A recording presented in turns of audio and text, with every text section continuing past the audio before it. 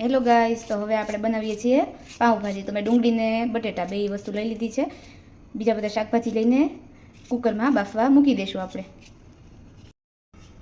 સરસ મજાના પાઉં પણ હું બહુ બધા લઈ આવી છું. જુઓ બસ મમ્મી હવે બટેટાના કટકા કરે છે. આપણે અહીંયા ફ્લાવર નહોતું એટલે કોબી લઈ લીધી છે, થોડીક એક રીંગણું લઈ લીધું છે. જુઓ વટાણા પણ લઈ લીધા છે આપણે ફોલેલા. જુઓ કુકરમાં રીંગણા પણ કટકા કરીને નાખી દીધા છે. કોબી પણ નાખીએ છીએ. હવે આપણે વટાણા નાખીશું. હવે આમાં મીઠું અને પાણી નાખીને બાફા મૂકી દઈશું. હવે આપણે આમાં 4 થી 5 સીટી થવા દઈશું.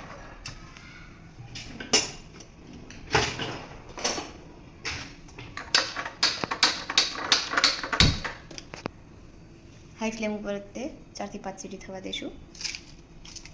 હવે હું ટમેટા ચોપરમાં એકદમ ઝીણા ચોપ કરી નાખું છું. અને હજુ આપણે બા માટે તો અલગ જૈન ભાજી પણ વઘારવાની છે, જેમાં આપણે ડુંગળી નહીં નાખીએ એટલે એમાં ટમેટા પણ ઝાઝા જોશે. જુઓ હવે આપણા ટમેટા એકદમ ઝીણા ચોપ થઈ ગયા છે. આપણી ડુંગળી પણ ચોપ થઈ ગઈ છે, એ પણ આપણે બાઉલમાં કાઢી લઈશું. હવે આપણે મરચાં પણ એના પણ કટકા કરી લીધા છે.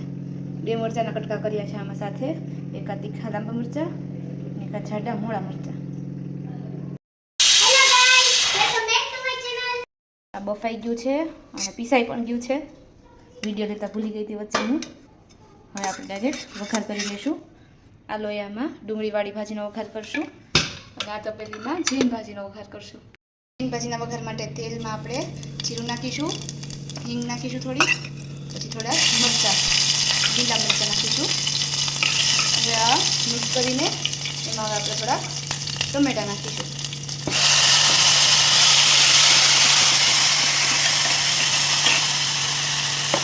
આ ભાજી એક જ વ્યક્તિ પૂરતી બનાવીએ છીએ એટલે બધું એ મેજરમેન્ટ લીધેલું છે.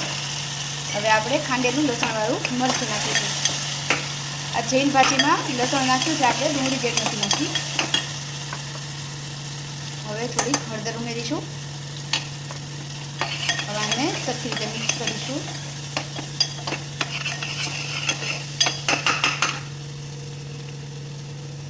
હવે આમાં આપણે મીઠું નાખીશું. બાફામાં નાખેલું છે મીઠું. બાફામાં મીઠું થોડે નાખેલું છે એટલે ઓછું મીઠું નાખીશું. હવે આપણે થોડું કોરું લાલ મરચું પણ નાખીશું. થોડી સ્પાઈસી ભાજી બનાવવાની છે એટલે.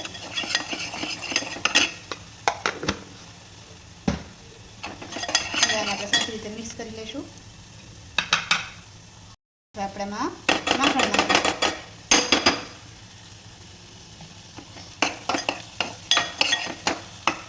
માખણથી ભાજીનો ટેસ્ટ વધારે સરસ થઈ જાય છે.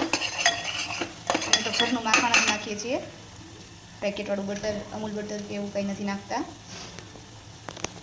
ઘરનું જે આપણે વ્હાઈટ માખણ હોય એ જ નાખીએ છીએ. જો આજે આપણે આમાં એવરેસ્ટનો પાઉંભાજી મસાલો ઉમેરીશું.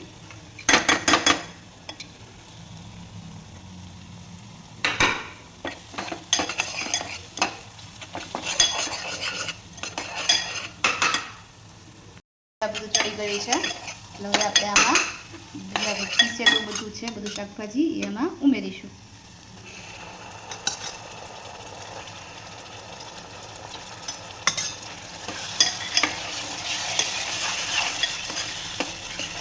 જેમ મેં કીધું એમ આ ભાજી ખાલી એક જ વ્યક્તિ પૂરતી બનાવેલી છે એટલે આપણે થોડું ઓછું ઉમેર્યું છે મિશ્રણ.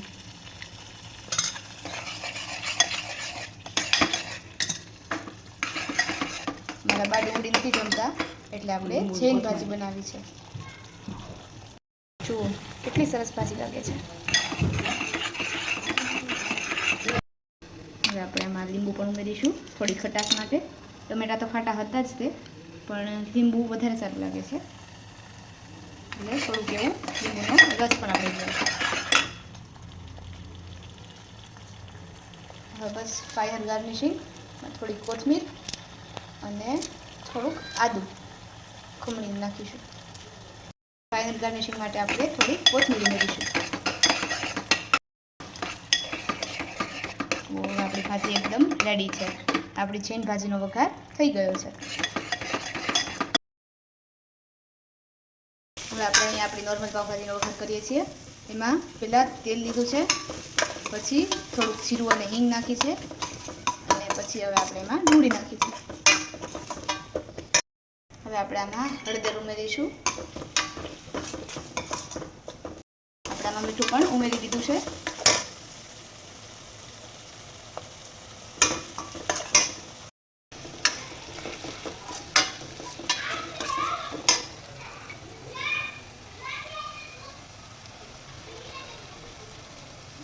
આમાં આપણે ખાંડેલું મરચું નાખી દઈશું લાલ.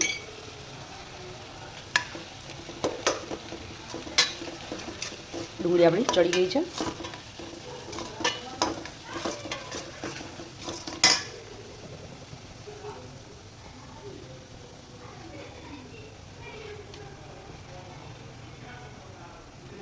બટાકા નાખી દઈશું.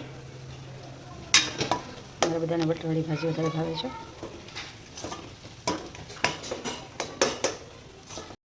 આપણે થોડું કોરું મરચું પણ આમાં ઉમેરીશું. મારા ઘરે બધાને સ્પાઈસી વધારે ભાવે છે એટલે. આપણે આમાં ટમેટા ઉમેરીશું. આપણે આમાં પાવભાજીનો મસાલો ઉમેરી દીધો છે.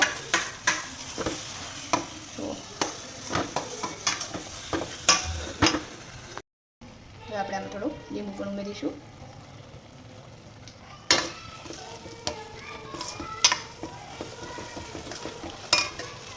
હવે આપણે આમાં આપણું જે બાફેલું બધું શાકભાજી છે એ ઉમેરી દઈશું.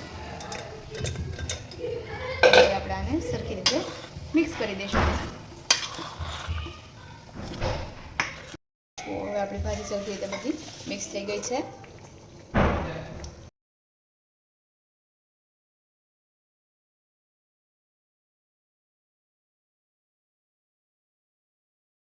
ફાઇનલ ગાર્નિશિંગ માટે આની ઉપર કોથમીર પણ નાખી દીધી છે.